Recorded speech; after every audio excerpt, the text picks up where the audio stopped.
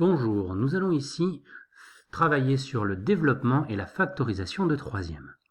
Voici donc les premières expressions à développer. Comparé à ce que nous faisions les années précédentes, vous remarquez que ici, le travail va être double, c'est-à-dire qu'il va falloir développer et utiliser la technique de la flèche deux fois dans la première parenthèse. Commençons. Le premier, donc x qui va se développer ici avec x, puis ici avec 1, le résultat étant en rouge ici à droite, et puis nous allons recommencer une deuxième fois à partir du 5, qui va lui-même se développer à x et lui-même se développer à 1. Du coup, nous obtenons x carré plus x de la première flèche et 5x plus 5 de la deuxième flèche. À ce moment-là, il suffit de simplifier. Deuxième exemple, pareil, nous allons donc développer à partir de 2x, comme ceci. Puis, dans un deuxième temps, à partir de moins 5, comme ceci. Les résultats en rouge sont issus de la première flèche et en vert de la deuxième flèche. Une fois simplifié, les familles regroupées, ça nous donne 2x carré plus 3x moins 20. Attention, ici dans le C, la technique peut paraître un petit peu difficile, mais c'est exactement la même.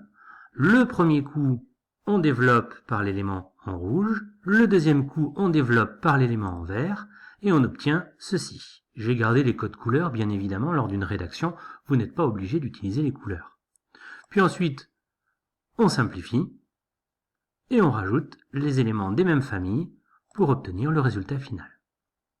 Alors il faut savoir développer, c'est-à-dire utiliser la technique de la flèche, ici en double, mais également il faut savoir factoriser. Alors c'est des fois un peu plus compliqué pour les élèves, mais lorsque nous écrivons, par exemple le premier ici, 9x carré moins 5x, lorsque nous l'écrivons en version, je vais appeler ça éclatée, c'est-à-dire 9x fois x moins 5 fois x, nous allons repérer dans chacun des éléments un même facteur. Ici x, que je vais pouvoir placer devant, et dans la parenthèse, je vais pouvoir mettre tout ce qui reste, c'est-à-dire 9x moins 5. Recommençons avec le B, 6x plus 9, nous l'écrivons en version développée, 3 fois 2x plus 3 fois 3, tiens, nous apercevons que dans chacune des parties, il y a un élément commun, 3, nous le mettons devant, et dans la parenthèse, nous mettons tout ce qui reste. Alors, cette technique-là, vous la connaissez depuis l'année dernière, normalement depuis la 5e et la 4e. Nous pouvons maintenant la faire carrément avec une parenthèse. Ici, vous voyez bien que dans chacun des éléments, le premier ici, le deuxième ici, nous avons x moins 6 en commun. Nous le mettons devant, et dans une très grande parenthèse, nous mettons tout ce qui reste. C'est également une technique de factorisation.